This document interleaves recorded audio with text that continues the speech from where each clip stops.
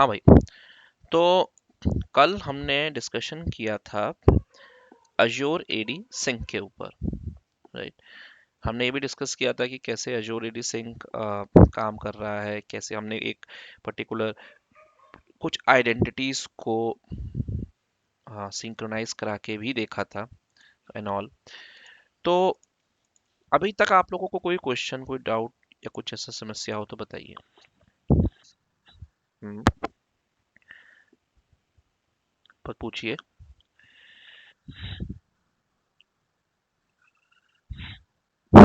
हम्म। हम्म। हम्म।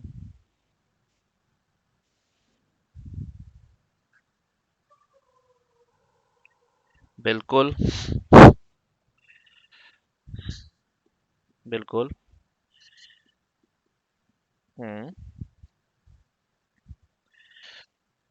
बहुत आसान है। बहुत ज्यादा, बहुत ज़्यादा आसान है। बहुत ज़्यादा आसान है। करना क्या आपको, आपको अजोर के पोर्टल पे जाना है। आप जैसे देख सकते हैं यहाँ पे, और यहाँ पे आपको साफ दिख रहा है कि कौन कौन से यूज़र डायरेक्टरी सिंक्ड हैं, कौन से नहीं है। तो जिनके आगे यस लिखा है वो सब ऑन प्रेम से आए हैं, और जिनके आगे नो लिखा है वो सारे आपके डायरेक्ट क्लाउड पे बने हैं। ठीक है। इसी क्लाउड पे बने हैं ना, जैसे ये एबीसी है। एबीसी जो है ये डायरेक्ट आपका क्लाउड पे बना है, राइट। तभी तो लिखा है डायरेक्टरी सिंक नो, राइट। लेकिन जैसे आप यहाँ देख सकते हो, ये पंकज, पंकज क्लाउड ऑन प्रेम पे बना है, तो देखो यस लिखा है यहाँ पर, यहाँ यस लिखा है, यहाँ भी यस लिखा है। मतलब तरीके तो बहुत सारे हैं, मतलब सबसे आसान तरीका यही है। सबसे आसान और सबसे तरीका जो है वो यही है, राइट। अगर आप चाहो तो डाउनलोड कर लो। अगर आपको जैसे लगता है कि मुझे सबकी लिस्ट चाहिए, आप यहाँ से जाइए बल्क ऑपरेशन में, यहाँ डाउनलोड यूजर्स में जाइए और डाउनलोड स्टार्ट कर लीजिए। ये क्या करेगा, एक सीएसवी फाइल डाउनलोड कर देगा, वहां पे जाके एक्सेल में फिल्टर लगा लीजिए, बन के तैयार हो गई आपकी रिपोर्ट। ठीक है। तो वो भी एक मेथड होता है। Okay. Any other questions, any other such questions, any other thing you like to ask. आप लोगों ने प्रैक्टिकल किया था उसका, जो कल कराया था मैंने?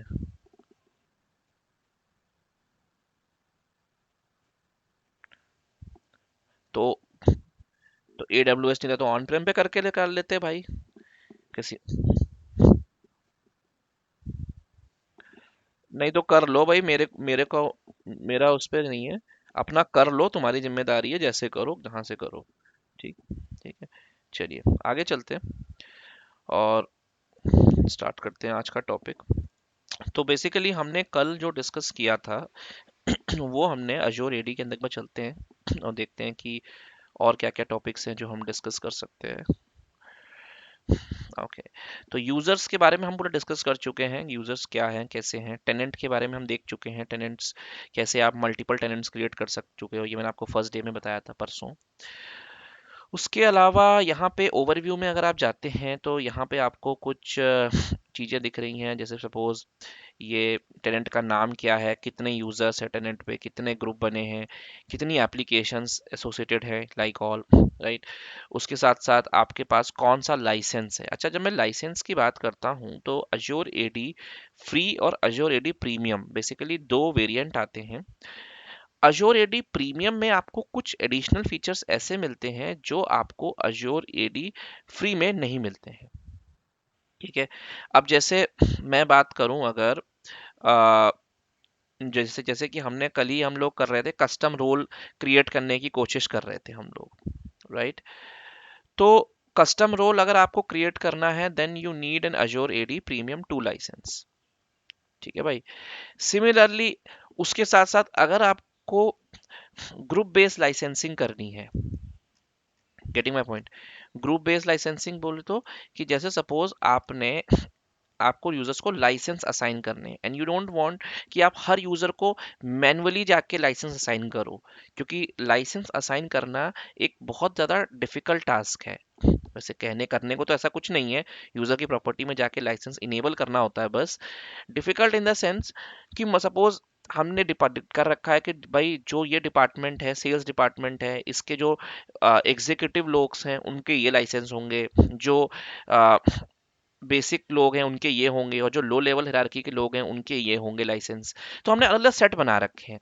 तो कभी कभी क्या होता है कि यूजर जब एक डिपार्टमेंट से दूसरे डिपार्टमेंट में मूव होता है या उसका प्रमोशन होता है, तो उस केस में हमको लाइसेंसेस चेंज करने होते हैं। तो उसकी रिकॉर्ड करना, उसको करना बड़ा डिफिकल्ट टास्क होता है। तो एक फीचर होता है जिसमें आप लाइसेंस को डायरेक्ट एक ग्रुप पे असाइन कर दीजिए, और जो जो यूजर्स उस ग्रुप के मेंबर बनते जाएंगे वो लाइसेंस उनको बाय डिफॉल्ट असाइन होते जाएंगे। तो ये एक और एडवांटेज है, आपको मिलता है, जो आपको प्रीमियम लाइसेंस के ऊपर मिलता है। उसके साथ साथ और भी बहुत छोटे छोटे फीचर्स हैं जो हम लोग डिस्कस करेंगे। कंडीशनल एक्सेस हो गया जैसे आपका, वो भी इसका एक पार्ट है। तो अभी मैंने ऑलरेडी प्रीमियम टू लाइसेंस का जो ये है इसको अवेल कर रखा है। अगर आपको भी करना है तो मैं तो रिकमेंड करूंगा कि आप भी Azure AD प्रीमियम 2 में अपग्रेड कर लें। ये आपको फ्री मिलता है। और कैसे करना है, आप अपने Azure AD में जाओगे, यहाँ पे आपको लाइसेंसेस का एक टैब मिलेगा। आप इस पे क्लिक करोगे, लाइसेंसेस के टैब पे, तो एक सेकेंड, लाइसेंसेस पे आप टैप करोगे तो यहाँ पे आपको दिखाएगा कि कौन कौन से ऑल प्रोडक्ट्स में आप जाओगे। तो यहाँ पे आपको दिखाएगा कि आपके पास Azure AD प्रीमियम 2 के 100 लाइसेंस पड़े हुए हैं। अब ये 100 लाइसेंस जो हैं ये मैंने ले रखे हैं, बट मुझे असाइन करने पड़ेंगे अपने एडमिनिस्ट्रेटर्स को ताकि वो ये एक्शंस कर पाए। तो आप जैसे देख सकते हो यहाँ पर ये मेरे लाइसेंस ग्रुप्स का मैं अभी जो बता रहा था आपको मैं, कि आपने यहाँ पे ग्रुप असाइन कर दिया। तो अब इस ग्रुप के जो जो जो मेंबर्स आप ऐड करते जाओगे उन सब यूज मेंबर्स को ये लाइसेंस बाय डिफॉल्ट असाइन होता जाएगा। और ये फीचर सिर्फ आप प्रीमियम टू लाइसेंस के साथ नहीं, किसी भी लाइसेंस के साथ कर सकते हैं। जैसे मेरे पास यहाँ ऑफिस 365 का E3 लाइसेंस भी है। अगर आप इसमें जाएंगे और इसके भी लाइसेंस ग्रुप में जाएंगे तो आपको यहाँ पर भी सेम फीचर मिलती है। हम इसको करके देखते हैं कैसे होता है ये। तो उसको करने से पहले हम एक काम करते हैं, हम यहाँ पर एक ग्रुप क्रिएट कर लेते हैं अपना Azure AD में।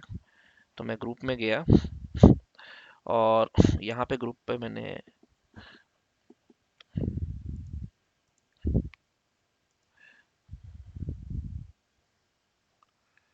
थोड़ा स्लो है आज, ओके, यहाँ पे मैं गया, मैंने एक नया ग्रुप क्रिएट कर लिया। लेट्स से मैंने इस ग्रुप का नाम दे देता हूँ मैं सिक्योरिटी ग्रुप। अच्छा, सिक्योरिटी ग्रुप क्या होता है तो पता ही है ना आप लोगों को, ये तो बताने की जरूरत नहीं है ना मुझे। ठीक है, ग्रुप नेम दे दिया मैंने यहाँ पर M365 लाइसेंस यूजर्स। ठीक है, और E3 लाइसेंस तो नाम दे दिया मैंने E3। उसके बाद मैंने डिस्क्रिप्शन डाल दिया, members of this group will have E3 license. ठीक है, इसके बाद मैंने कहा कोई रोल इसको असाइन नहीं करना ग्रुप को। मेंबरशिप टाइप मैंने कह दिया कि I will take it as an manual. ठीक है, और इसको मैंने क्रिएट कर दिया। अब मैंने अभी अभी एक नया M365 लाइसेंस यूजर E3 नाम से एक ग्रुप क्रिएट किया है, और वो ग्रुप अभी थोड़ी देर में आ जाएगा।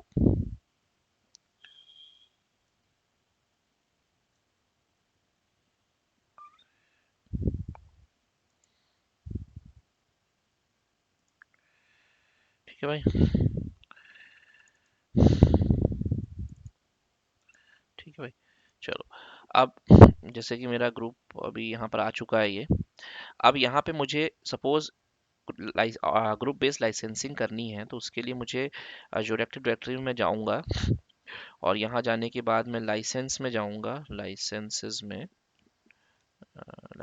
में, और यहाँ जाके मैं ऑल प्रोडक्ट में गया। जितने प्रोडक्ट मेरे पास पे अवेलेबल हैं, तो मेरे पास अभी दो लाइसेंसेस अवेलेबल हैं। तो मैं इस लाइसेंस की बात करता हूँ, ऑफिस 365 E3। इस लाइसेंस को मैंने ओपन किया, और यहाँ पे जाके मेरे को लाइसेंस, ये जो मेरा ग्रुप है इस पे जाऊंगा मैं, और यहाँ पे मैं ग्रुप असाइन कर दूंगा। तो मैंने असाइन ग्रुप में क्लिक किया, और जो मैंने अभी ग्रुप क्रिएट किया था मैं वो उस ग्रुप के ऊपर जाके यहाँ पे अपना यूज़र, जो मेरा यूज़र था M365 license E3 group, sorry, group को सेलेक्ट कर लूँगा। और सेलेक्ट करने के बाद review plus assign and assign, ठीक है। अब आप देख सकते हो लाइसेंस मेरा इस ग्रुप को असाइन हो चुका है। तो अभी इस ग्रुप के ऊपर कोई यूज़र नहीं है, तो इसीलिए रीज लाइसेंस बाय डिफ़ॉल्ट उनको इनहेरिट नहीं होगा, ठीक है। तो अभी आप देखो यहाँ पे चेंजेस पेंडिंग लिखा हुआ आ रहा है, मीन्स टू से कि अभी ये अप्लाई हो रहा है बैकएंड में। So that will take another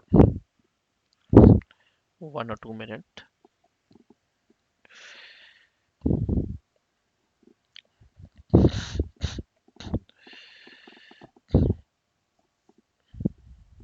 ठीक है, अभी ये चेंजेस पेंडिंग ही आ रहा है, बट कोई बात नहीं, हम इस पे वेट नहीं करेंगे। अब हम वापस अपने ग्रुप में जाएंगे, एजोरिटी के अंदर ग्रुप्स में जाएंगे और यहाँ पे जाके लाइसेंसेस सेलेक्ट करके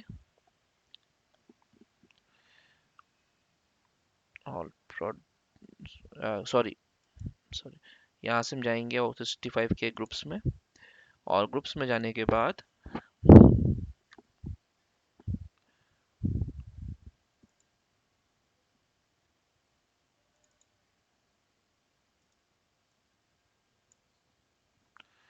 ठीक है, यहाँ पे एंट्री ग्रुप में जाके सीधा मेंबर्स असाइन कर देंगे। तो जैसे मैं मेंबर्स में गया, यहाँ से मैंने ऐड मेंबर पे क्लिक किया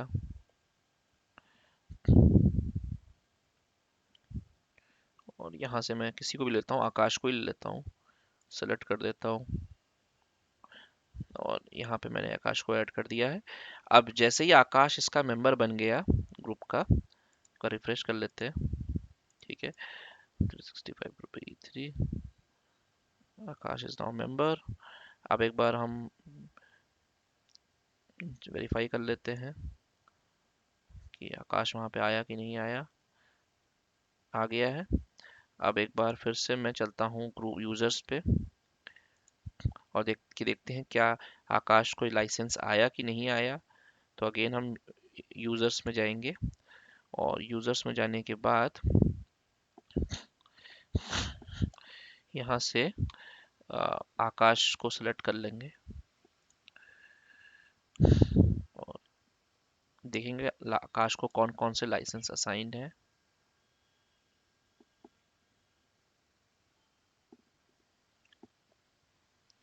देखिए यहाँ पे आकाश को ये लाइसेंस मिल गया है और ये लाइसेंस क्या हुआ है, इनहेरिट हुआ है इस पर्टिकुलर ग्रुप के थ्रू, राइट।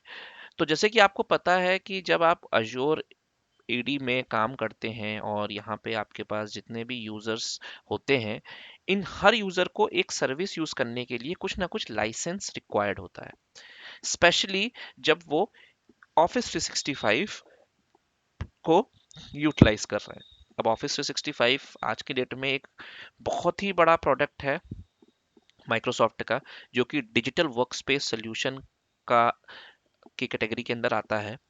अब ये डिजिटल वर्कस्पेस सॉल्यूशन कैटेगरी में क्या होती है, बेसिकली जितना भी आपका एक आईटी का इंफ्रास्ट्रक्चर होता है एंड यूजर से रिलेटेड, जिसमें आपका यूजर का डेस्कटॉप ऑपरेशन से लेके उसकी फाइल शेयरिंग, फाइल प्रिंटिंग, उसके ईमेल्स, उसका इंस्टेंट मैसेजिंग, ये सब कुछ डिजिटल वर्कस्पेस कैटेगरी के अंदर आता है।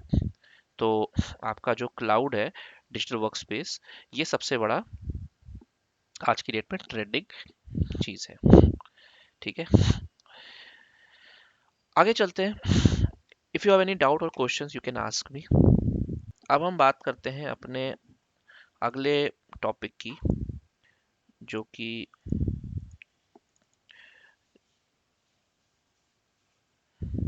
ओके, अब हम बात करते हैं आगे, अपने आगे चलते हैं और देखते हैं और कौन कौन से ऑप्शंस हमको यहाँ पर मिलते हैं।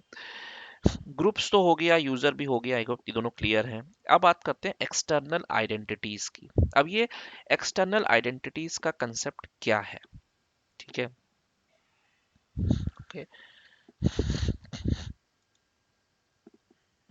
ओके, सो बेसिकली होता क्या है कि आपके पास यहाँ पे एक ऑप्शन होता है कि आप किसी डिफरेंट आइडेंटिटीज प्रोवाइडर को यहाँ पर ऐड कर सकते हैं। कैसे? अब जैसे आप देख सकते हो यहाँ पे फेसबुक है, ठीक है, गूगल है, और आपके सैमल है। Let me try to see Google, हम गूगल पे देखते हैं। अब आप यहाँ पे आपको, आप या अपनी फेसबुक की से बात करते हैं, सपोज हम फेसबुक को भी आप अपने इंटीग्रेट कर सकते हो अपनी आइडेंटिटी वेरीफाई करवाने के लिए। तो यानी कि होगा क्या कि फॉर एग्जांपल आपने किसी यूजर को लॉगिन करवाया फेसबुक के ऊपर, ठीक है, तो यूजर फेसबुक के क्रेडेंशियल यूज ना करके आपके अज्योर के क्रेडेंशियल यूज होंगे, और ये क्रेडेंशियल वहां पे जाके वेरीफाई होंगे। अभी कैसे होते हैं मैं आपको दिखा दूंगा अभी कैसे होते हैं, ठीक है। अ, जैसे सपोज यहाँ पर आप देख सकते हो कि जैसे मैंने यहाँ पर ऐड सोशल आइडेंटिटी प्रोवाइडर पे क्लिक किया, ये मुझसे कह रहा है self service sign up for guest user is not enabled. अब मुझे अपने गेस्ट यूजर्स के लिए एक सेल्फ साइन अप इनेबल करना पड़ेगा, ठीक है, but let me try to use it for Google because I do not have any Facebook account जिसको मैं यूज कर सकता हूँ। तो सबसे पहले मुझसे कह रहा है कि आपको गूगल एपीआई के क्रेडेंशियल्स और क्लाइंट सीक्रेट यहाँ पे कॉन्फ़िगर करने हैं। अब ये कैसे करने हैं, तो आप यहाँ पे क्लिक करोगे तो ये आपको बाय डिफ़ॉल्ट इसकी हेल्प पे रिडायरेक्ट कर देगा, और ये माइक्रोसॉफ्ट का ही आर्टिकल है जो बता रहा है कैसे आपको करना है। तो देखिए, जैसे एग्जांपल के तौर पे आप देख सकते हैं यहाँ पर आप जब साइन इन करते हैं पोर्टल पे, तो आपको यहाँ पे कैसे करना है, देखिए सबसे पहले तो by setting up federation with Google, you can allow invite user to sign in and share the apps and resources with their own Gmail account without having a create a Microsoft account. Means to say, आपके users बिना office 365 का account create करे, अपने बिना अजोर का account create करे, directly आपके Gmail ID से लॉगिन कर सकते हैं आपके टेनेंट के ऊपर। कैसे, अभी करके देखते हैं हम इसको, बहुत इंटरेस्टिंग चीज़ है ये। तो इसको करने के लिए आपको करना क्या है, सबसे पहले आपको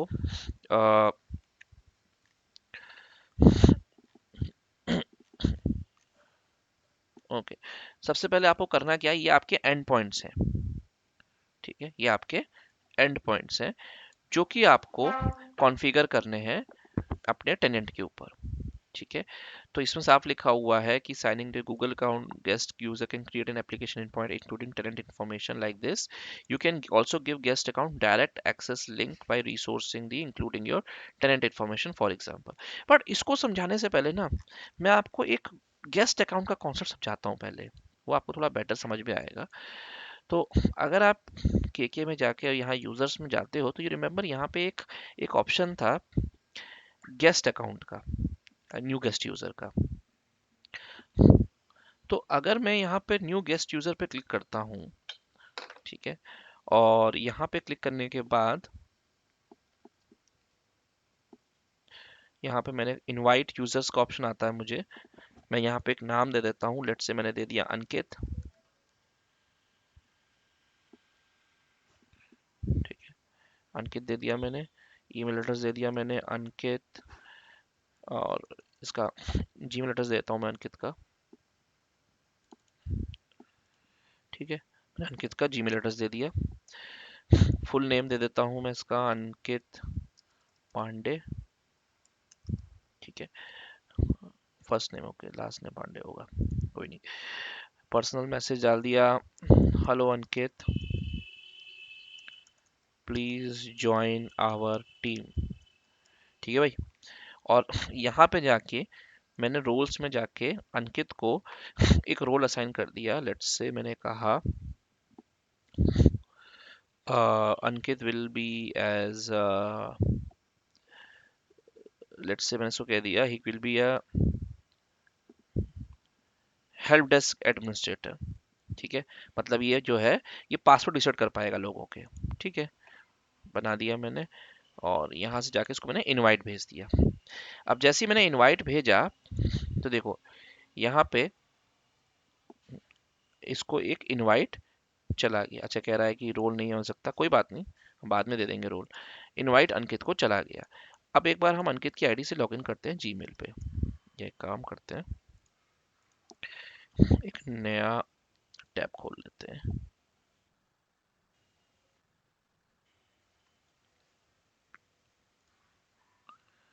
सेकेंड, ओके। सो एक नया टैब मैंने ओपन कर लिया। इसमें मैं एक बार जीमेल खोलता हूँ। ठीक है।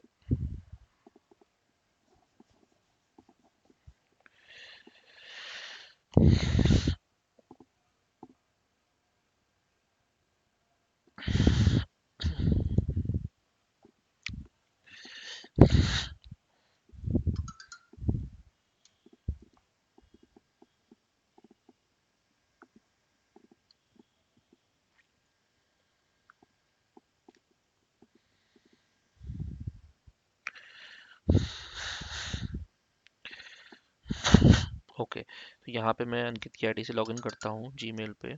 क्या थी? अंकित पांडे कॉम।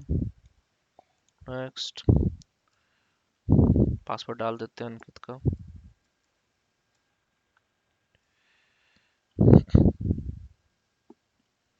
ठीक है, ये आपसे कह रहा है अभी, ठीक है जी। नेवर कंफर्म, इसको बड़ा कर लेते हैं थोड़ा सा।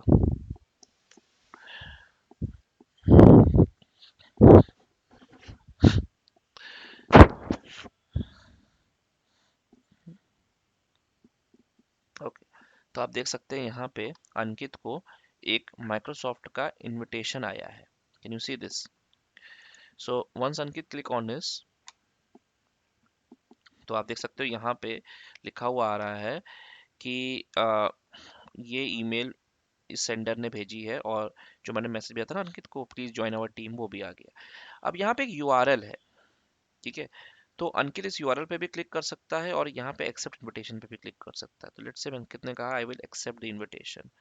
तो जैसे ही वो एक्सेप्ट करेगा, आपका अजोर पे अंकित का एक अकाउंट क्रिएट हो जाएगा। So let me show you. Let's go to users, और आप यहाँ पे देख पाएंगे,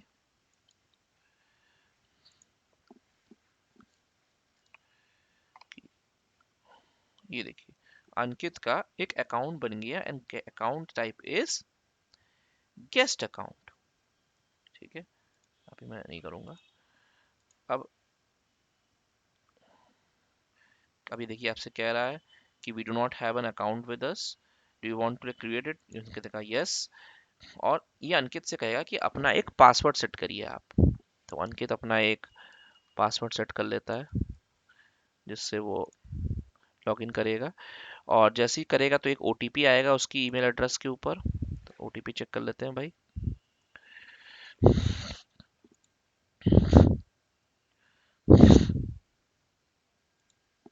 ओके, ये ओटीपी आ गया, यहाँ जाएगा वो, ये ओटीपी है, ये कॉपी कर लेगा और इसको यहाँ पेस्ट कर लेगा और नेक्स्ट कर देगा। ठीक है भाई। अब देखिए अंकित का कोई भी अकाउंट हमारे एंड पे नहीं बना है, हमने कोई अकाउंट नहीं बनाया, ना ही हमने उसको कोई एक्सेस दिया। हमने कहा भाई तू हमने उसको इनवाइट किया और वो अपनी आईडी से यहाँ पे लॉगिन कर पा रहा है, लाइक दिस। मैं आपको दिखाता हूँ। और ये चीज आप दो डिफरेंट टेनेंट्स के बीच में भी कर सकते हैं, कि लेट्स से अंकित का भी कोई टेनेंट है जो ऑफिस 365 या अजोर पे चल रहा है। अच्छा, जब मैं ऑफिस 365 बोलता हूँ ना, तो आप उसको अजोर ही समझा करो, और जब मैं अजोर बोलता हूँ तो उसको ओ 365 समझा करो। क्योंकि जब हम अजोर एडी की टिपिकली बात करते हैं, तो ये वहाँ पे ये दोनों चीजें आपस में टाइटली इंटीग्रेटेड हैं। तो चाहे हम जब अजोर एडी के कॉन्सेप्ट में हम अजोर एडी की बात करें या हम ऑफिस 365 बोलें, दोनों सेम ही चीज है। ठीक है, चलिए जी पजल भी सुलझा लेते हैं। क्या कह रहा है? Pick a camel. कौन सा कैमल? ये है कैमल। ओके, अभी क्या करना है? फिर कैमल ढूंढना है। लो, कैमल ढूंढ लिया। अब क्या करना है? फिर ढूंढना है। भाग गया। अभी फिर ढूंढना है। ये लीजिए कैमल। ठीक है।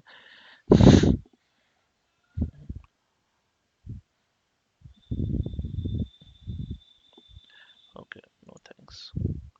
आप देख सकते हैं यहाँ पे आ गया, मैंने यस किया और देखिए मेरे पास आ गया कि अंकित पांडे आपके टेनेंट के ऊपर लॉगिन कर रहा है, और ये आपको बता रहा है कि भाई ये आपका टेनेंट है जिसके ऊपर आप एक्सेस करने वाले हो, और टेनेंट का नाम क्या है, ये के जो कि टेनेंट है मेरा। मैंने एक्सेप्ट किया और ये देखिए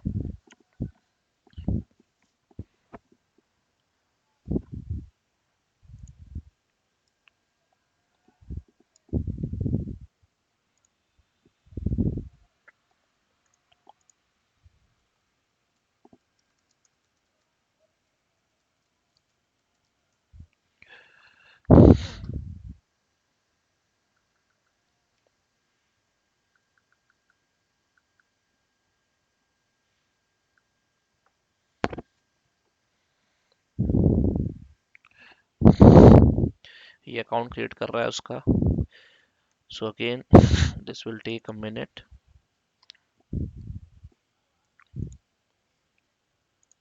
ओके, तो जैसे कि आप देख सकते हैं यहाँ पे अंकित का अकाउंट लॉगिन हो चुका है, और यहाँ पे लिखा हुआ आ रहा है there is no app to show, right. और बाय डिफॉल्ट ये कहाँ पे लॉगिन हुआ है, applications.microsoft.com पे। अब ये एप्लीकेशंस क्या हैं, ये वही एप्लीकेशंस है जो M365 या O365 जिसको आप बोलते हो ऑफिस 65, उसकी एप्लीकेशंस हैं। तो अभी मैंने इसको कोई लाइसेंस नहीं दिया अंकित को, that's why he is not able to see any applications. But अगर मैं अंकित को E3 लाइसेंस दे दूंगा तो उसको फिर आपकी टीम्स, एक्सचेंज, शेयर पॉइंट और बाकी की सारी एप्लीकेशंस भी विजिबल होना स्टार्ट हो जाएंगी। But here I like to do something different. मैं पोर्टल डॉट अज्योर पे लॉगिन करता हूँ।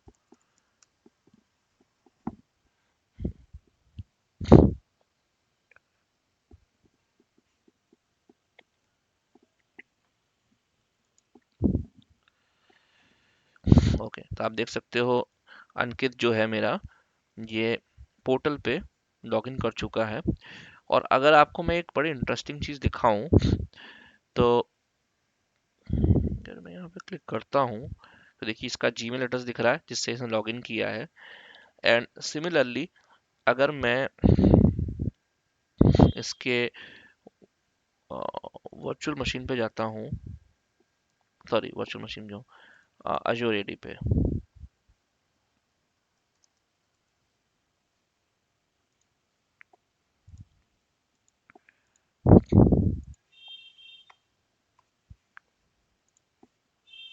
ओके, तो मैं अगर यहाँ पे जाता हूँ तो आप देख सकते हो यहाँ पे यूजर्स में अंकित का जो अकाउंट बना है, देखिए ये देखिए अंकित को कोई भी एप्स का एक्सेस नहीं है। Can you see this? क्यों नहीं है? क्योंकि मैंने इसको सिर्फ और सिर्फ एक बेसिक यूजर के फॉर्म में रखा है। अगर ये यूजर्स में भी जाता है ना तो इसको कोई यूजर नहीं दिखेगा, इसको साथ लिखा हुआ आएगा you don't have access to this data. लेकिन अगर मैं अपने एडमिन अकाउंट पे जाता हूँ लाइक दिस,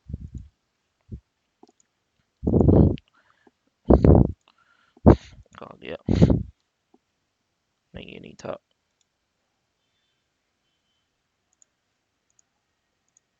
ये दिस वन, ये वाला। और यहाँ पे मैं आपको दिखाता हूँ, यहाँ पे तो मैं एडमिन से लॉगिन हूँ वैसे तो। अगर मैं यहाँ पे यूजर्स में जाता हूँ तो देखिए यहाँ पे अंकित का जो गेस्ट अकाउंट है उस पर क्लिक करता हूँ तो आपको यहाँ पे दिखाई दे रहा है कि ये यूजर क्या है और क्या इसको रोल्स असाइंड है। देखिए इसका एड्रेस देख रहे हो आप क्या है, इसका जो एक्चुअल एड्रेस बैकएंड में क्रिएट हुआ है जिसको आप यूपीएन बोलते हो, वो क्रिएट हुआ है पांडे अटकित 472 अंडरस्कोर gmail.com, जो कि इसकी ईमेल एड्रेस थी, तो उसने एट द रेट को रिप्लेस कर दिया अंडरस्कोर से। उसके बाद स्लैश हाइफन या हैश ext हैश लगता है, and then your tenant address. So this will be your default UPN of a guest user. So most of time ये चीज पूछी जाती है कि डिफॉल्ट जब आप किसी यूजर को इनवाइट करते हो तो उसका यूपीएन क्या होगा. तो आप कह सकते हो कि हिज ईमेल एड्रेस, जिसमें एट द रेट जो होता है वो अंडरस्कोर से रिप्लेस हो जाता है, और उसके बाद hash ext hash at your domain का नाम, जो भी डोमेन का नाम है. तो अभी तो मेरे पास कोई कस्टम डोमेन नहीं है. लेट्स से मेरे पास अगर एक कस्टम डोमेन होता, मान लीजिए keyword.net होता, तो ये पांडे अंकित 472 ऑन माइक्रोसॉफ्ट नहीं आता, क्योंकि ये मेरा डिफॉल्ट डोमेन है. अगर आप कोई डोमेन ऐड नहीं करते हो तो आप जिस आईडी से या जिस डोमेन से आप अपने आप को एनरोल करते हो उसी नाम से आपका ये डिफॉल्ट डोमेन क्रिएट हो जाता है. तो अगर आपका कोई डोमेन है तो आप वहां पे उसको डाल के कर सकते थे. क्लियर. अब अगर मैं यहाँ पे जाता हूँ इसके रोल्स के ऊपर, तो I do have a something which we where we can assign a role to him, क्योंकि अब मेरा अकाउंट बन चुका है, अब ये लॉगिन हो चुका है. तो okay, so now I can assign him any role. I can assign him as a help desk user, right? Or I can assign help desk at user. I will add this and you can see now my this user have, अभी आ जाएगा 2 minute में assign role. अब ये user मेरी company में और users का password reset कर सकता है एक्सेप्ट एडमिनिस्ट्रेटर्स का. तो this is how you can create your ID. So कभी कभी क्या होता है कि आपका किसी कंपनी के साथ एसोसिएशन है, राइट? या आप एक ऐसा बिजनेस रन कर रहे हो जहां पर आप नहीं चाहते हो कि आप हर यूजर को एक आईडी बना के दो. आप चाहते हो कि यूजर्स अपनी ही आईडी से लॉगिन करते रहें. उनको अपनी जीमेल आईडी से लॉगिन करना है, हाँ ठीक है कर लेंगे, कोई दिक्कत नहीं है. So you can send them invite like this and they can log in to it. But it's not mean कि आप हर एक यूजर को ऐड करते चल रहे हो. अब मान लीजिए आपका किसी कंपनी के साथ कोलैबोरेशन हो गया, राइट? अब वहां पे उस कंपनी के मान लो 1500 एम्प्लॉय हैं, 2000 एम्प्लॉय हैं. आप क्या हर यूजर को नहीं चाहते हो कि गेस्ट अकाउंट बनाना? तो उस केस में आप यहाँ पे उनके साथ एक एक्सटर्नल आइडेंटिटीज कॉन्फ़िगर कर सकते हो. जैसे मैं आपको दिखा रहा था ना मैं फेसबुक और इसके बारे में. तो जैसे कि आप देख सकते हो यहाँ पर एक्सटर्नल आइडेंटिटी से आपको फायदा क्या मिलेगा कि आप किसी भी एक्सटर्नल यूजर के क्रेडेंशियल्स से अपने टेनेंट पे लॉगिन करा सकते हो by giving them access to over their entire organization. ठीक है. तो इसमें बहुत कुछ होता है. इसमें आपको यूजर फ्लो एपीआई कनेक्टर्स बनाने पड़ते हैं. So we will discuss this in upcoming days, क्योंकि ये थोड़ा सा अभी इस पे हम जाएंगे. तो अभी हम आगे चलते हैं, देखते हैं कि और क्या क्या चीज़ें ऐसी है जो छोटी छोटी चीज़ें जिनको हम पहले कवर कर सकते हैं आज के सेशन में. तो नेक्स्ट होता है रोल्स. ये तो हमने डिस्कस कर लिया है. अब बात करते हैं एडमिनिस्ट्रेटिव यूनिट की. तो एडमिनिस्ट्रेटिव यूनिट बेसिकली आप डिफाइन कर सकते हो कि आपको कैसे अपने यहाँ पर कैसे कैसे यूनिट्स बनानी है. जैसे आपने एक यूनिट बनाई सेल्स, उस यूनिट के ऊपर आप आ, आ, एक पर्टिकुलर वो कर दो. जैसे सेल्स की मैं कहता हूँ हेल्प डेस्क, ठीक है, या हेल्प डेस्क या बोल सकता हूँ L1 यूजर्स. ठीक है. उसके बाद आप रोल्स पे गए, आपने यहाँ पे इनको हेल्प डेस्क एडमिनिस्ट्रेटर का रोल दे दिया, ऐड कर दिया.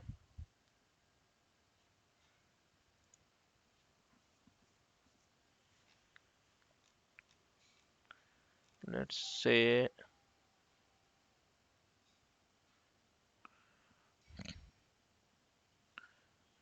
से मैंने यहाँ से हम्म, आकाश को ही दे दिया सपोज. ठीक है. Add, review, create and create. ठीक है. अब मेरी एक एडमिनिस्ट्रेटिव यूनिट बन गई L1 यूजर्स की. अब आप जैसे देख सकते हो कि इस पर्टिकुलर यूनिट के ऊपर मैं अगर जाता हूँ रोल्स एंड एडमिन में, तो यहाँ पर ये सारे रोल्स इसको असाइन है. मैं चाहूँ तो यहाँ से इन रोल्स को हटा भी सकता हूँ. Not sure. अब थोड़ा बहुत टाइम दे रहा, मैं बता दूंगा इसके बारे में क्या चीज़ है ये, क्योंकि मैंने इसको कॉन्फ़िगर किया है। तो इसके बारे में मैं अभी आपको ये दोनों चीज़ें दिखाऊंगा आगे। ठीक है। एंटरप्राइज एप्लीकेशंस बहुत अच्छा टॉपिक है। इसका इसमें क्या होता है कि आप किसी अदर एप्लीकेशन को ऐड कर सकते हो अपने टेनेंट के ऊपर। ठीक है।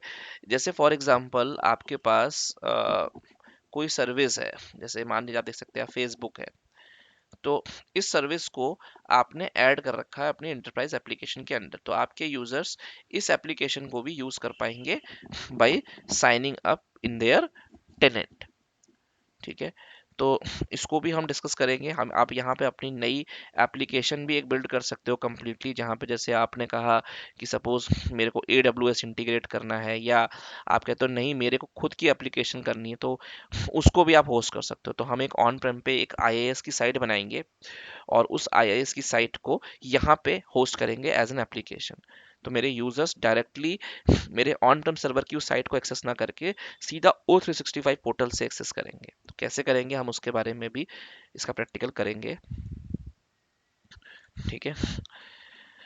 उसके अलावा डिवाइसेस आपके होते हैं, जब आप कोई विंडोज़ जॉइन मशीन के ऊपर होते हो तो उसके डिवाइसेस कैसे काम करते हैं, उस चीज़ को भी हम यहाँ पर डिस्कस करेंगे डिवाइसेस के ऊपर भी। ठीक है। ऐप गवर्नेंस, एप्लीकेशन प्रॉक्सी उसी का पार्ट है ये, एंटरप्राइज एप्लीकेशन का। लाइसेंसेस हमने डिस्कस कर लिए हैं। Azure AD कनेक्ट हमने डिस्कस कर लिया है। कस्टम डोमेन नेम में क्या होता है कि आप सपोज जाते हैं यहाँ पे, तो आप यहाँ से अपना डोमेन ऐड कर सकते हैं। जैसे कि मैंने यहाँ पर एक डोमेन ऐड करने की कोशिश की थी। लेट्स से आपके पास कोई डोमेन है, जैसे केवर्ड ही है, आपने keyword.net डोमेन को ऐड करा दिया। तो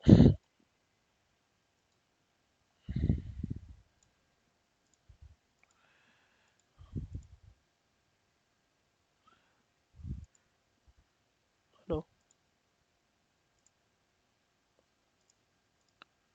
आवाज आ रही है मेरी? ओके। तो जैसे keyword.net डोमेन आपने ऐड कर दिया, तो अब आपको यहाँ पे उसके ये एलियासेस और एमएक्स टेक्स्ट रिकॉर्ड मिलेंगे। ये जाके आपको अपने पब्लिक डीएनएस के ऊपर पब्लिश करने पड़ते हैं। तो पब्लिक डीएनएस में आप जाके टेक्स्ट रिकॉर्ड क्रिएट करोगे, और उस टेक्स्ट रिकॉर्ड में जाके आप इन दो वैल्यूज को वहां पर as a text entry create कर सकते हैं। सिमिलरली आप एमएक्स के लिए भी कर सकते हो, एमएक्स रिकॉर्ड एक्सचेंज के लिए यूज होता है, तो अभी हम इसके ऊपर नहीं जाएंगे। और उसके बाद जब आप वेरीफाई करोगे तो ये डोमेन आपका यहाँ पर ऐड हो जाएगा। तो जब आपका डोमेन एक बार ऐड हो जाएगा, उसके बाद आप किसी भी यूजर का यूपीएन इस डोमेन के अकॉर्डिंग चेंज कर पाएंगे। और या जब आप कोई नया डोमेन यूजर बनाएंगे, जैसे आपने सपोज नया यूजर क्रिएट किया, तो जहां पे आपको यूजर का आप आईडी डालते हो, वहीं पे ड्रॉप डाउन मेन्यू में आपको वो डोमेन भी शो करने लगेगा। कहाँ पे मैं आपको दिखा देता हूँ। यहाँ से आपने न्यू पे क्लिक किया,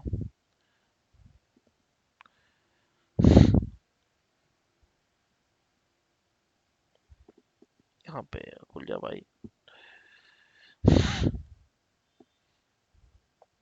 यहाँ पे। तो अभी मेरे पास एक ही डोमेन है, जबकि मैं कोई डोमेन यूज नहीं कर रहा हूँ, तो डिफॉल्ट चल रहा है। तो जैसे मैं केवर्ड ऐड कर दूंगा तो केवर्ड ही मुझे यहाँ पे दिखेगा, तो फिर यूजर की जो आइडेंटिटी होगी वो उसका एट keyword.net हो जाएगी। तो मेजरली ऑर्गेनाइजेशंस पे ऐसे ही होता है, वो लोग अपना एक डोमेन वेरीफाई करके और ऐड करके रखते हैं Azure AD के अंदर। ठीक है। Azure AD अपने आप में बहुत बड़ा टॉपिक है, और ये जो टॉपिक बेसिकली होता है, इसको हम लोग जब हम लोग M365 की बात करते हैं, तो उस केस में उस करिकुलम में इसका ज़्यादा यूज़ है। ठीक है। अ, अभी हम एक बार आपको भी दिखा दूंगा, मैं ये 3 टॉपिक्स दिखाऊंगा तो समझ में आएगा क्योंकि कैसे ये वहाँ पर ये चीज़ें यूज़ होती हैं। उसके अलावा मोबिलिटी और MDM का कंसेप्ट होता है। इसमें क्या होता है कि सपोज आपके पास कोई मोबाइल डिवाइसेस हैं, आपने अपने यूजर्स को दे रखे हैं, राइट? क्योंकि हर एक यूजर को आप लैपटॉप और डेस्कटॉप नहीं देते हो। कुछ यूजर्स आपके मान लीजिए सेल्स के यूजर हैं, मार्केटिंग के यूजर हैं, तो उनको आपने टैबलेट दे रखा है या मोबाइल दे रखा है। सिमिलरली आपने उनको लैपटॉप भी दे रखा है। तो आप चाहते हो कि उन यूजर्स के लैपटॉप्स और डेस्कटॉप के ऊपर आप रिस्ट्रिक्शन प्लेस कर दो कि वो लोग अपने मोबाइल पे या लैपटॉप पे कोई ऐप इंस्टॉल ना कर पाए, या अगर आपने उनको मोबाइल दिया तो वो गैलरी यूज ना कर पाए, कैमरा कैमरा ब्लॉक हो जाए, म्यूजिक ऐप ब्लॉक हो जाए, समझ रहे हो? तो उस टाइप के रिस्ट्रिक्शंस भी आप यहाँ से प्लेस कर सकते हैं। तो उसके लिए आपको डिफॉल्ट सर्विस जो मिलती है एमडीएम के अंदर, वो मिलती है माइक्रोसॉफ्ट इंट्यून की। तो आपके अलावा अगर आपके पास कोई अलग एप्लीकेशन सर्विस प्रोवाइडर से आपने सर्विस ले रखी है लोग यूजर्स के डिवाइसेस मैनेज करने के लिए, लाइक एयर वॉच, जो कि सबसे सेकंड पॉपुलर टूल है मार्केट में, जैसे आप देख सकते हो एयर वॉच बाई VMware। उसके साथ साथ बहुत सारे डिफरेंट डिफरेंट टूल है, मैनेज इंजन का भी टूल आता है, एप्ट्रॉन का भी आता है, ठीक है, मोबियन का भी आता है, और भी बहुत सारे सेफ, स्केल फ्यूजन है, इन सब कंपनीज के अलग अलग टूल्स आते हैं। तो अगर आपका पास कोई टूल है तो आप उसको ऐड भी कर सकते हो, अगर नहीं है तो आप डिफॉल्ट माइक्रोसॉफ्ट का इंट्यून यूज कर सकते हो। बट इसके लिए आपको एंटरप्राइज मोबिलिटी का लाइसेंस लेना पड़ेगा। तो इसको आप कैसे यूज करोगे? तो इसके लिए अपना एक पोर्टल है, दिस इज द पोर्टल, ठीक है। मैं आपको दिखा देता हूँ पोर्टल खोल के। ये है पोर्टल,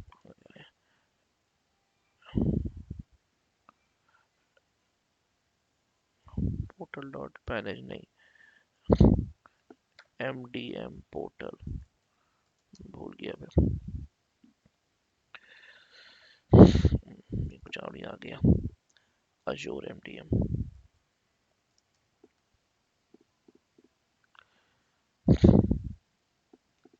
ये रहा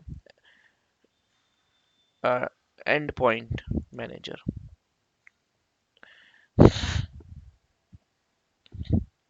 देखिए, ये मेरा एंड पॉइंट मैनेजर का पोर्टल है।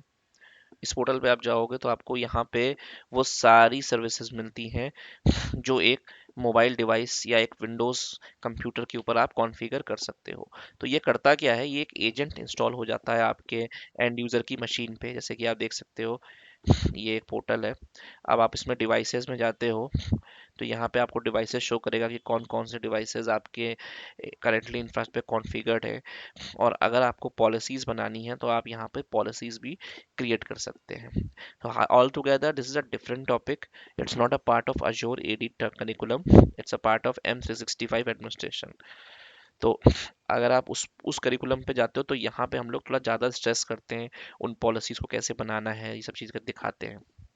बट अभी के लिए आपको एक आइडिया चल रहा है, तो मैंने आपको एक आइडिया के तौर पे दिखा दिया कि यहाँ पे ये सारे आपके पोर्टल हैं। अभी मेरे पास लाइसेंस नहीं है तो इसीलिए I am getting such error, but we don't have to worry about it. मैं आपको दिखा देता हूँ कि यहाँ पर आपके पास जैसे आप एंड्रॉयड डिवाइस सेलेक्ट करते हो तो डिवाइस के ऊपर आप पॉलिसीज भी बना सकते हो, लाइक दैट। मैं आपको दिखा देता हूँ,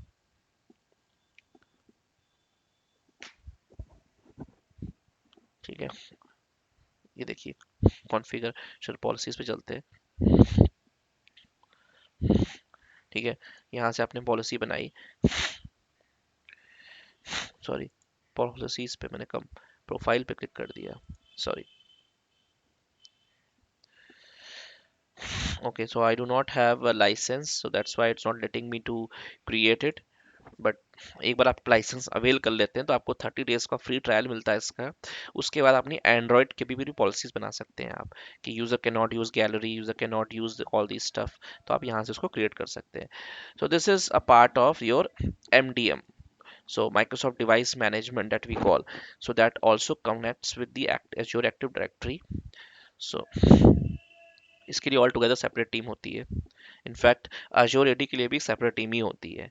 सो Azure admin are not supposed to allow to manage Azure Active Directory. They have a different team that we call as an identity team, and they are the one who who are adding and allowing all these things, right?